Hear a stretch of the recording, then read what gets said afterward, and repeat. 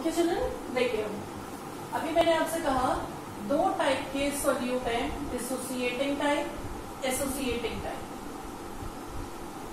ये सॉल्यूट्स हैं to type के solutes, dissociating type, associating type. ठीक है, अब डिसोसिएटिंग टाइप में आई निकालने के लिए फॉर्मूला है alpha equals to 1 minus I upon 1 minus N. अब मैं आपको समझाती हूँ फॉर्मूला आपको कैसे अप्लाई करना है। जैसे सपोज NaCl का क्वेश्चन है, अभी जब मैं आपको एग्जांपल दे रही थी NaCl का, तो मैंने आपसे ये कहा था अगर इसके 50 मोल्स डाले हैं तो वो 100 में टूट के हो जाएंगे, डिसोसिएट होके वो 100 हो जाएंगे। लेकिन बच्चों ये जरूरी नहीं है ये हमेशा 100 ही हो, क्योंकि ये जरूरी नहीं है 50 के 50 मोल डिसोसिएट हो जाए। हो सकता है 50 में से 49 डिसोसिएट हो या 48 हो या 47 हो, जरूरी नहीं है सारे मोल्स डिसोसिएट होते हैं। तो कितने डिसोसिएट हो रहे हैं, मान लो 48 डिसोसिएट हो रहे हैं, ठीक है, टोटल 50 थे, 50 में से 48 डिसोसिएट हो गए, तो 48 अपॉन 50 क्या होता है, अल्फा। इसी को क्या बोलते हैं, डिग्री ऑफ डिसोसिएशन। समझ रहे हैं मेरी बात, डिग्री ऑफ डिसोसिएशन क्या है, कितने डिसोसिएट हुए हैं। और n क्या है इस फॉर्मूले में, n है कि कितने पार्टिकल में डिसोसिएट हो रहा है। तो NaCl के लिए तो हमेशा n कितना होगा, 2 ही होगा। ठीक है, BaCl2 के लिए हमेशा n कितना होगा, 1 + 2 3 होगा। AlCl3 के लिए n कितना होगा, हमेशा 1 + 3 4 होगा। n तो ऐसे निकाला जाएगा इस फॉर्मूले में रखने के लिए। अल्फा क्वेश्चन में गिवन होगा आपको हमेशा, अल्फा ऐसे गिवन होगा, जैसे मान लो अल्फा के लिए दिया होगा degree of dissociation is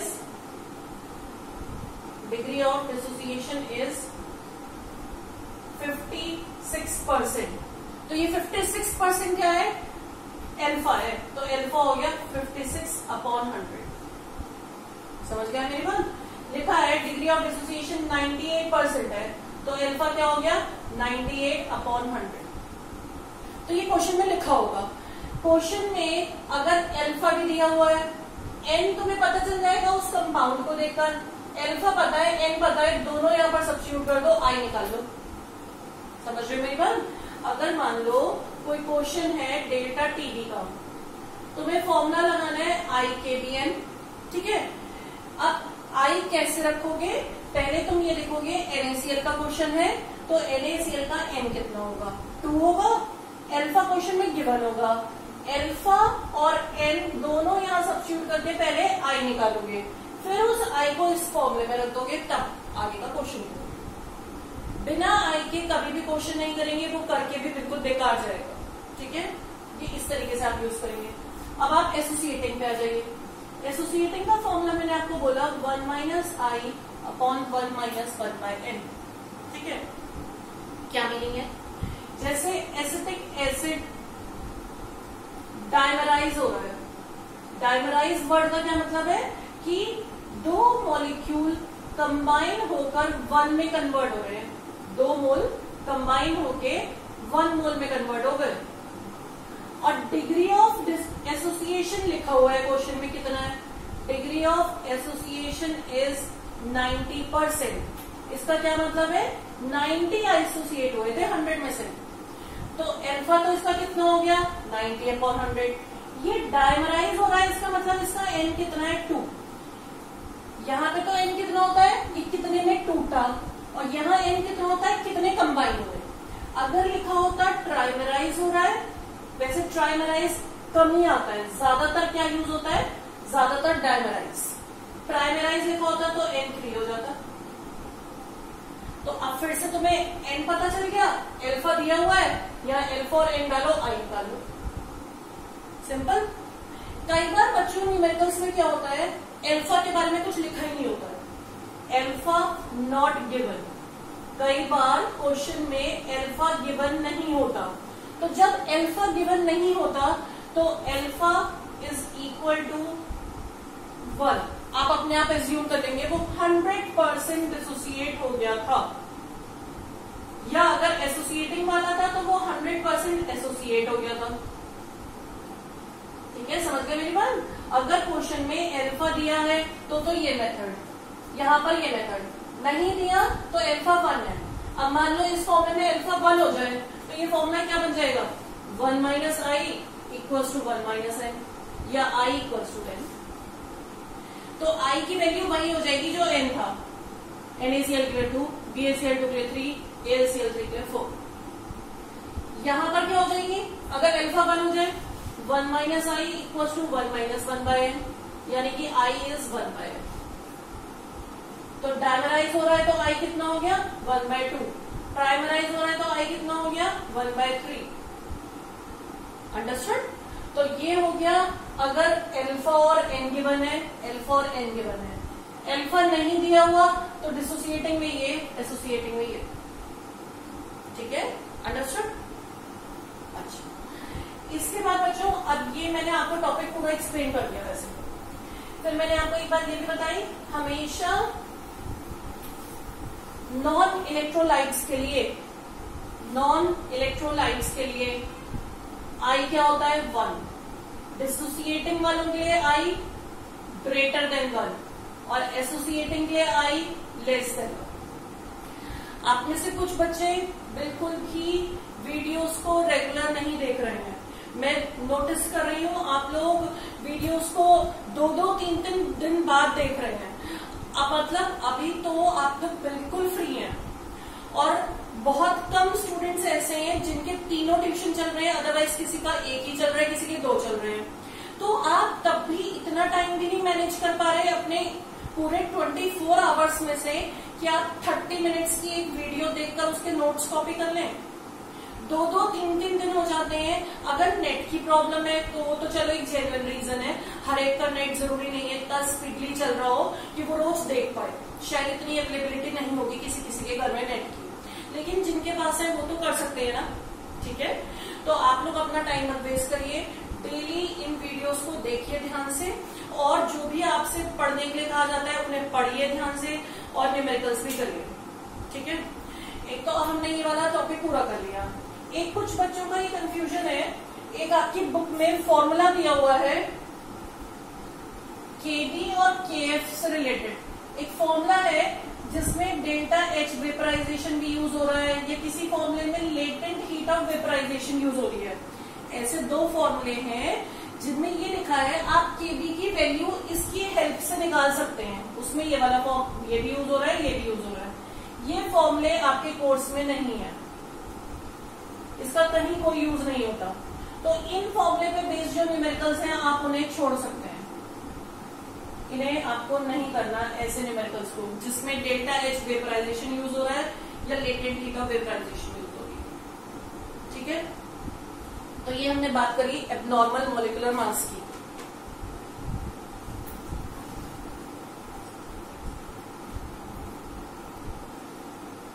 okay, अब हम इस टॉपिक से रिलेटेड एबनॉर्मल मोलर मास से रिलेटेड कुछ क्वेश्चंस करते हैं। देखिए, एक क्वेश्चन हम लेते हैं, ये एनसीईआरटी का है, अगेन इंपॉर्टेंट क्वेश्चन है।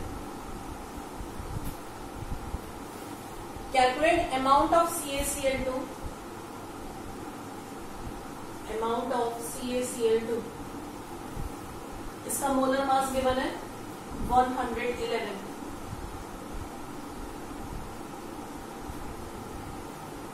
which must be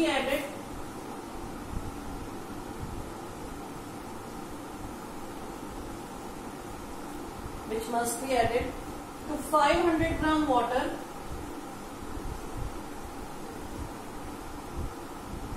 to lower the freezing point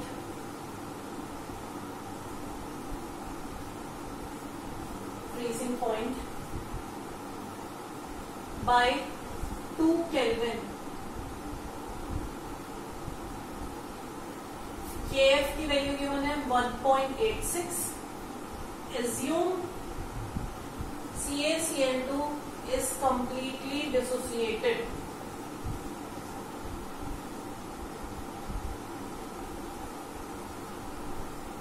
ये क्वेश्चन देखिए कैसे करना है। फ्रीजिंग पॉइंट का क्वेश्चन है, दिख रहा है इतना तो हमें। फ्रीजिंग पॉइंट का क्वेश्चन है तो फॉर्मूला लगेगा delta TF equals to IKFM। ठीक है, IKFM। फ्रीजिंग पॉइंट इतने केल्विन से लोअर हो गया था तो ये 2 तो हो गया डेल्टा TF।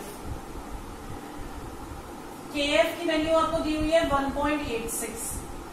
मोलैलिटी की जगह हम क्या क्या रखते हैं, WB अपॉन MB WA इन kg। WB आपको निकालना है, कैल्शियम क्लोराइड का वेट निकालना है आपको, ये हो जाएगा WB का निकालना है। इसका मोलर मास 111, WA 500 ग्राम, इसे kg में रखना है। I कहां से आएगा बच्चों, CaCl2 कंप्लीटली डिसोसिएट हो गया, यानी कि अल्फा क्या है इसका 1।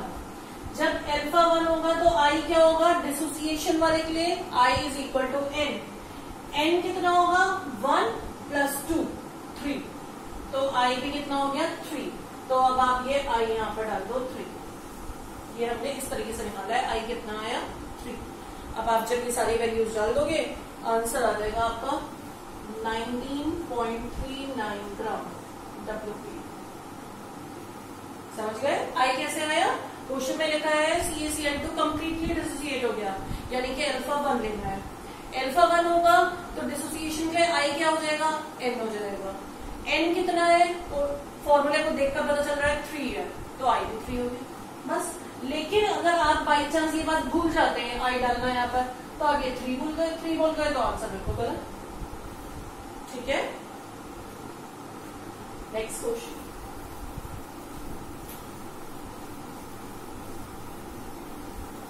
मैंने आप लोगों से कहा था कि मैं आपको कुछ थ्योरेटिकल क्वेश्चंस दूंगी, बट वो अभी और 1-2 दिन बाद जब अभी और चैप्टर कंप्लीट हो जाए, अब बस एक टॉपिक थ्योरेटिकली और बचा है, हेनरीज लॉ। बाकी चैप्टर तो वैसे ऑलमोस्ट पूरा हो रहा है। ठीक है,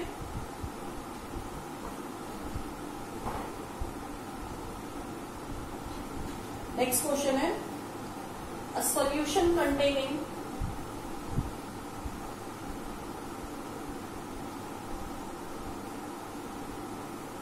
0.5 gram KCl dissolved in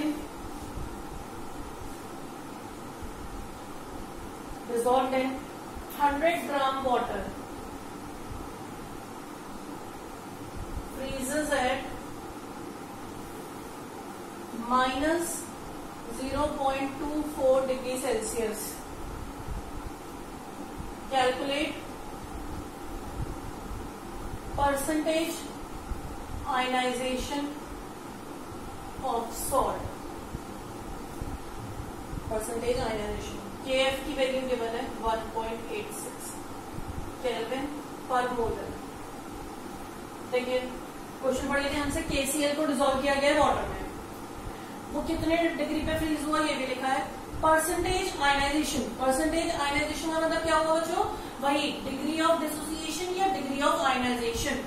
percentage ionization का मतलब है डिग्री ऑफ डिसोसिएशन या डिग्री ऑफ आयनाइजेशन। और KCl तो कैसा सॉल्यूट है, डिसोसिएट होने वाला, तो यानी कि आपको डिग्री ऑफ डिसोसिएशन निकालनी है परसेंटेज में, इसका ये मीनिंग है।